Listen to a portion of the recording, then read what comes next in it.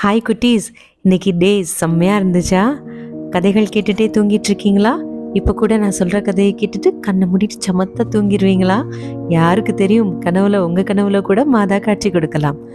இதுவரைக்கும் பெர்னதத் அம்மாளுக்கு மசாபியல் குகையில் லூர்து அன்னை காட்சி கொடுத்த 13 காட்சிகள் பற்றி பார்த்தோம். 13வது காட்சி முடிவில் தைரியத்தை வரவழைச்சிக்கிட்டு பெர்னதத் ஃபாதர் கிட்ட போய் மாதா கோயில் கட்ட சொன்ன செய்தியை சொல்றாங்க. அப்போ ஃபாதர் ஒரு அடையாளம் கேட்கிறாரு. என்ன அடையாளம்? Yes, correct. கோடை காலத்துல பூக்கக்கூடிய ரோஜா மலர்கள் இப்போ இந்த குளிர்காலத்துல பூத்தா நான் நம்புறேன் அப்படின்னு சொல்லிட்டு அடையாளம் கேட்டு அனுப்புறாரு. ஆனா இந்த ஊற்று நீர் சுரந்தது இல்லையா, அதுல இருந்து ஃபாதர் அடையாளம் கேட்க ஆரம்பிக்கிறதுக்கு முன்னாடியே பல புதுமைகள் நடைபெற ஆரம்பிச்சிருது. அதாவது 12ஆம் காட்சி கிடைத்த மார்ச் 1ஆம் தேதி திங்கட்கிழமை முதல் புதுமை நடக்குது. கேத்ரின் லதாபி அப்படின்ற ஒரு பெண், அவங்களுக்கு கை இல்லை, ஒரு மாதிரி சுருங்கி போயிருந்தது. அந்த ஊற்று நீர்ல போய் கையை தான் நினைக்கிறாங்க. நினைச்ச மாத்திரத்துல சுருங்கி போயிருந்த சூம்பி போயிருந்த கை மீண்டும் நலமடைந்து சுகம் பெற்று கொள்கிறாங்க. இது முதல் புதுமையாக இருக்கு. தொடர்ந்து இந்த 13ஆம் தேதியில என்ன நடக்குதுன்னு பாத்தீங்கன்னா, ஒரு கல் உடைக்கிற ஒரு தொழிலாளி இருக்கிறாரு. கல் இப்போ மாதிரி பாம் வச்சு வெடிக்க, அப்புறம் பெரிய எக்யூப்மெண்ட்ஸ் எல்லாம் வச்சு உடைக்கிறது அப்படியெல்லாம் கிடையாது. கல் உடைக்கிற இடங்களை பார்த்துருக்கீங்களா நீங்கள்? பெரிய பெரிய பாறையாக இருக்கும். அப்போ தொழிலாளர்கள்லாம் பெரிய சுத்தியல் மாதிரி ஒன்று வச்சுட்டு டம்முன்னு போட்டு உடைப்பாங்க. அப்படி கல்லை உடைக்கும் போது ஒரு கல் தெரிச்சு பாவம் அவரோட கண்ணில் பட்டு கண் பார்வை போயிருச்சு. அப்படி 20 வருஷத்துக்கு முன்னாடி அவரோட கண் பார்வையை அவர் இழந்துட்டாரு. இந்த அற்புத நீர் ஊற்று பற்றி கேள்விப்பட்டு அவங்க பொண்ணை கூட்டிட்டு போக சொல்லி கேட்குறாரு. அதனால அவங்க பொண்ணும் அங்க கூட்டிட்டு போறாங்க. மசாபியல் குகைக்கு வர அந்த மனுஷன் முழங்கால் போட்டு, மாதா தெரியல, ஆனாலும் அந்த குகையில அம்மா இருக்கிறதா மனதுல நினைச்சிட்டு மனசுருகி வேண்டிட்டு அப்புறம் அந்த ஊற்று நீர் கிட்ட போயிட்டு அந்த தண்ணியை தன் மகள்கிட்ட இருந்து வாங்கி பார்வை இழந்த கண்ணுல தடவி தேய்க்கிறாரு. சில நிமிஷத்துல அவர் புதுமை புதுமை அப்படின்னு கத்துறாரு. அதாவது அந்த நீரூற்றுல இருந்த புதுமையினால பார்வை பெற்றுட்டாரு. அவருக்கு கண்ணு திரும்பவும் நல்லபடியா தெரிய ஆரம்பிச்சிருச்சு. இந்த செய்தி அந்த நாடெங்கும் பரவிருச்சு. இன்னும் கேட்டீங்கன்னா, இன்னொரு தாய் தன்னோட குழந்தை மூச்சு விட ரொம்ப சிரமப்பட்டு கான்சியஸ்னஸ் போயிருச்சு, அதாவது சுயநினைவை இழந்துருச்சு. டாக்டர்கிட்ட கூட்டிட்டு ஓடி போறாங்க. டாக்டர்ஸும் என்னென்னமோ செஞ்சு பாக்குறாங்க. இப்ப இருக்கிற மாதிரி மெடிக்கல் கேர்ஸும் டெவலப்மெண்ட்ஸும் அந்த காலத்துல இல்லைன்றத நம்ம உணரணும். அப்போ டாக்டர்ஸால ஒண்ணுமே செய்ய முடியாதுன்னு கை விரிச்சிடுறாங்க. உடனே இந்த அன்னை இந்த குழந்தைய தூக்கிட்டு தாய் அன்னையோட கெபிக்கு முன்னாடி போய் குழந்தைய போட்டுட்டு கண்ணீர் வடிச்சு ஜெபிக்கிறாங்க. நீங்க கூட சின்ன பிள்ளையா இருக்கும்போது நிறைய நோய் நொடியில படுத்திருந்திருப்பீங்க. உங்க அம்மாட்ட கேட்டு பாருங்களேன், எத்தனையோ நேர்ச்சி வச்சிருப்பாங்க, எத்தனையோ ஜெபமாலை ஜெபிச்சிருப்பாங்க, உனக்காக கண்ணீர் வடிச்சு ஜெபம் பண்ணியிருப்பாங்க. அது மாதிரி தான் அந்த தாயும் தன் குழந்தை நலம் பெறணுன்றதுக்காக முழந்தால் படியிட்டு ஜெபிச்சு அழுகிறாங்க. அப்புறம் அந்த புதுமை நீர்ல போய் அந்த குழந்தைய முக்கி எடுக்கிறாங்க, சுயநினைவில்லாத குழந்தைய. அற்புதத்தை பார்த்தீங்கன்னா, அந்த குழந்தை உடனே விரிட்டு அழுகுது, பூரண நலம் பெற்று சரியாயிருது.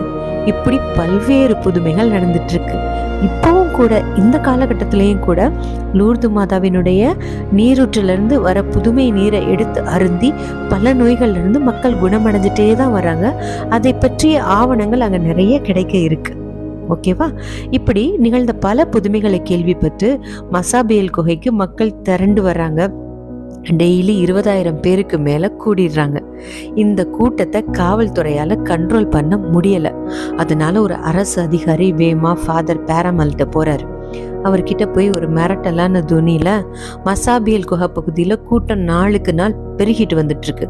வெறும் கட்டுக்கதைகளை நம்பி மக்கள் எல்லா ஊர்ல இருந்தும் ஓடி வந்துட்டு இருக்காங்க. திருச்சபையோட அதிகாரியான நீங்க இதை பார்த்துட்டு சும்மா இருக்கிறீங்க? இந்த கோமாளித்தனமான செயலுக்கு நீங்க முற்றுப்புள்ளி வைக்கணும். அதுக்கு தான் நான் உங்களை தேடி வந்திருக்கேன் அப்படின்னு பயங்கர தோரணையா பேசுறாரு. இதுக்கெல்லாம் அஞ்சக்கூடிய ஆளா நம்ம தந்தை பேரமல். அவர் என்ன செய்யறாருன்னா, நீங்க பேசுறது கொஞ்சம் கூட அர்த்தமில்லாத பேச்சு சார். அந்த குழந்தை பெர்னதத் தினமும் ஜெபமாலை ஜெபிக்கிறதுக்கு தான் கெபிக்கு போறா. ஜெபமாலை ஜெபிக்கிறது ஒன்றும் சட்டவிரோதமான செயல் கிடையாதே, எதுக்கு அந்த குழந்தைக்கு தொல்லை கொடுக்குறீங்க அப்படின்னு தந்தை பேரமல் பெர்னதத் சார்பா பேசுறாரு. ஓகே ஃபாதர், அப்ப நாளுக்கு நாள் கூட்டம் பெருகிட்டே இருக்கு, அதை நீங்க கண்ட்ரோல் பண்ணலைன்னா நாங்க வேற விதமா கண்ட்ரோல் பண்ண வேண்டியிருக்கோம். யாருக்கு தெரியும் நாளைக்கு என்ன நடக்குமோ, பெர்னதத்தை நாங்க அரெஸ்ட் பண்ணுவோமோ மாட்டோமோ பார்த்துக்கலாம் அப்படின்னு சொல்றாங்க. ஒருவேளை பொதுமக்களோட நலன் கருதி பெர்னதத்தை அரெஸ்ட் பண்ணி கூட்டிட்டு போய் வைக்க வேண்டிய வேலை இருக்கும் எங்களுக்கு அப்படின்னு சொல்றாங்க. ஃபாதர் உடனே கோபம் வருது. அப்படி நீங்க எதுவும் செய்ய முடியாது, நீங்க செய்யறதுக்கு நான் அலோ பண்ணவும் முடியாது. பெர்னதத் எந்த சட்டத்தையும் மீறல, அவளை நீங்க தொடக்கூட முடியாது அப்படின்னு பேரமல் ஃபாதர் முழங்குறாரு. அதை கேட்ட உடனே என்ன செய்யறதுன்னு தெரியாம அதிகாரிகள் திகைச்சு போயிடுறாங்க. கூட்டத்தை கண்ட்ரோல் பண்ற வேலையை மட்டும் பார்ப்போம் அப்படின்னு முடிவு பண்றாங்க. மார்ச் மாதம் 3ஆம் தேதி புதன்கிழமை பெர்னதத்தை அதிகாரிகள் அரெஸ்ட் பண்ணலை, ஜஸ்ட் விசாரணை பண்ணிட்டு அனுப்பிடுறாங்க. அன்றைக்கு ஒரு 4000 பேர் பெர்னதத்தை தேடி காத்துட்டு இருக்காங்க. காலையில் 6:45 மணி அளவுக்கு பெர்னதத் கெபிக்கு வராங்க. இந்த 4000 பேரும் நைட்டும் பகலுமா காத்துட்டு இருக்காங்க இந்த மசாபியல் குகை பகுதி கிட்ட. நீண்ட நேரம் ஜெபத்தில் பெர்னதத் ஆழ்ந்திருக்காங்க. அவங்களுக்கு ரொம்ப ஷாக்கிங்காக இருக்கு. எழுந்து கண்ணில் கண்ணீர் வடிய இன்னைக்கு அம்மா குகைக்கு வரல அப்படின்னு சொல்லிட்டு வீட்டுக்கு போயிடுறாங்க. ஆனா வீட்டில் இருக்கும்போது ஒரு நடுப்பகல் வேலையில பெர்னதத்தை அம்மா கூப்பிடுறது மாதிரி உள்ளத்துல ஒரு குரல் அவங்களுக்கு ஒலிக்குது. உடனே குகைக்கு குடுக்குடுன்னு நடந்து போறாங்க. ஓட்டமும் நடையுமா போய் குகையில போய் பாக்குறாங்க. பார்த்தா அம்மா படால்னு முழங்கால் தடுப்படிட்டு அவங்கள்ட்ட பேச ஆரம்பிக்கிறாங்க. அப்ப அம்மாவே சொல்றாங்க, இன்னைக்கு காலையில நீ என்னை பார்க்க முடியல, அதுக்கு காரணம் என்னன்னு தெரியுமா? என்னோட பிரசன்னத்துல நீ பரவசமான நிலையில இருக்கும்போது உன் முகத்தை பார்க்கணுன்றதுக்காக ஒரு பெரிய கூட்டமே வந்தது இல்லையா? ஆனா அவங்க ராத்திரியெல்லாம் இங்க தங்கி இருந்தாங்க. இந்த இடத்துல தங்கி இருந்தவங்க தூய்மையான செயல்ல ஈடுபடல, தூய்மையா நடந்துக்கல, என்னை அவமதிக்கிற விதமா நடந்துக்கிட்டாங்க. அதனால என்னால அங்க வர முடியல, காட்சி தர முடியல அப்படின்னு அன்னை சொல்றாங்க. புனிதமான தலத்துல இப்படி மக்கள் அவசங்கையா நடந்துக்கிட்டாங்களேன்னு பெர்னதத்துக்கு ஒரே வேதனை. அந்த வேதனைக்காக ஒரு ஜெபமாலை ஜெபிக்கிறாங்க. இறைவனின் தாயான கன்னிமரியால் இங்க நடக்கிற எல்லாத்தையும் இறை ஒளியில பார்த்துக்கிட்டே இருக்காங்க அப்படின்னு பெர்னதத் நம்புறாங்க. எல்லார்கிட்டையும் ஷேர் பண்ணிக்கிறாங்க. பாத்தீங்கன்னா குட்டீஸ், நம்ம கூட நிறைய நேரம் பில்கிரிமேஜ் மாதிரி வேளாங்கண்ணி மாதிரியான இடங்களுக்கு போவோம். அந்த இடங்களுக்கு வழிபாடு செய்யறதற்காகத்தான் நம்ம போகணுமே ஒழிய சுற்றுலா தலம் மாதிரி போய் அவசங்கையாக நடந்து கொள்ளக்கூடாது அப்படின்றத நம்ம புரிஞ்சுக்கணும். ஏன்னா அன்னை காட்சி கொடுத்த எல்லா இடமும் காட்சி கொடுத்த அந்த நேரம் மட்டும் இல்லை, தொடர்ந்து அவங்களோட பிரசன்னம் இருந்துக்கிட்டே தான் இருக்கும். அப்போ அந்த மாதிரியான புனிதமான தலங்களில் போய் பெரியவங்க செய்யக்கூடிய தவறான செயல்கள், சிறு குழந்தைகள் செய்யக்கூடிய அவசங்கையான செயல்கள், இப்படி எதுலையுமே நம்ம ஈடுபடக்கூடாது. அந்த இடத்தினுடைய தூய்மை தன்மை கெடாதவாறு நம்மளோட சொல்லும் செயலும் அமையணுன்றத நம்ம புரிஞ்சுக்கணும். இப்போ பெர்னதத் என்ன செய்கிறாங்க அப்படின்னா, ஃபாதர் கிட்ட போகிறாங்க. ஏன்னா ஃபாதர் என்ன சொல்கிறாரு, நீ டெய்லி வந்து என்கிட்ட நடக்கிறத சொல்லணும்னு சொல்லியிருக்கிறாரு. அதனால நீங்கள் சொன்னபடியே நான் அன்னைக்கிட்ட போனேன், அடையாளமாக ஒரு புதுமை வேணும்னு ஃபாதர் சொல்கிறாரம்மா அப்படின்னு சொன்னேன். அன்னை அழகாக சிரிச்சாங்க தெரியுமா.